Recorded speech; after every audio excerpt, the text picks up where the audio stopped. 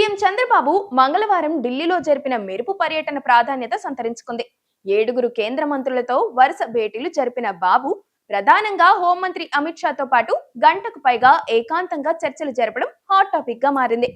రాష్ట్ర అసెంబ్లీ సమావేశాలు ప్రారంభమవుతున్నప్పటికీ మంత్రి లోకేష్ కూడా అత్యవసరంగా ఢిల్లీ చేరుకోవడం చూస్తుంటే ఏపీలో త్వరలోనే కొన్ని సంచలనాత్మక నిర్ణయాలు వెలువడబోతున్నాయన్న సంకేతాలు స్పష్టంగా కనిపిస్తున్నాయి. తిరుమల లడ్డూ కల్తీ వ్యవహారం కేవలం ఆహార కల్తీ అంశంగా కాకుండా భారీ ఆర్థిక కుంభకోణంగా మారింది.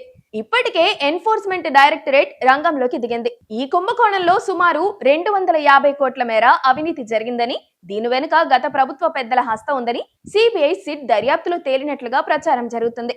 ఈ తరుణంలో అమిత్ షాతో పాటు చంద్రబాబు భేటీ అవడం ఈ కేసులో ఆర్థిక మూలాలను తవ్వి తీయడానికి, కేంద్ర దర్యాప్తు సంస్థల ద్వారా తదుపరి కఠిన చర్యలు తీసుకోవడానికి అవసరమైన కార్యాచరణ పైన చర్చించినట్లు తెలుస్తోంది.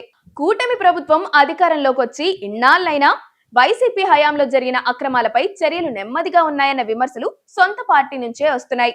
అయితే చంద్రబాబు మాత్రం చట్టం తన పని తాను చేసుకుపోతుందన్న చందంగా ఆధారాలను పక్కాగా సిద్ధం చేసినట్టు కనిపిస్తుంది.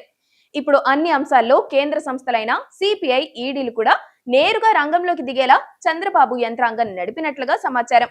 బుధవారం లోకేష్ కూడా అమిత్ షాను కలవబోతుండటం చూస్తుంటే చర్యలు ప్రారంభించే ముందు తుది మెరుగులు దిద్దుతున్నట్లు అర్థమవుతుంది. వైసీపీ అగ్రనేతలపై ఉన్న పాత కేసులతో పాటు కొత్తగా వెలుగులోకి వచ్చిన లడ్డూ స్కామ్, ఇసుక అక్రమాలపై కేంద్రం కూడా సీరియస్ గా ఉంది. జగన్మోహన్ రెడ్డి పర్యటనలపై ఆంక్షలు, అనర్హత వేటు వంటి రాజకీయ పరిణామాలకు కూడా ఈ పర్యటనలు పునాది వేసినట్లు చర్చ జరుగుతుంది. గత పాలకుల అవినీతిని అంతం చేసే సర్జికల్ స్ట్రైక్ కు ఢిల్లీ వేదికగా ముహూర్తం ఖరారైనట్లు భావిస్తున్నారు. కొన్ని పెద్ద తలకాయలు జైలు బాట పట్టడం ఖాయమన్న అభిప్రాయం కూడా స్పష్టంగా వ్యక్తమవుతోంది.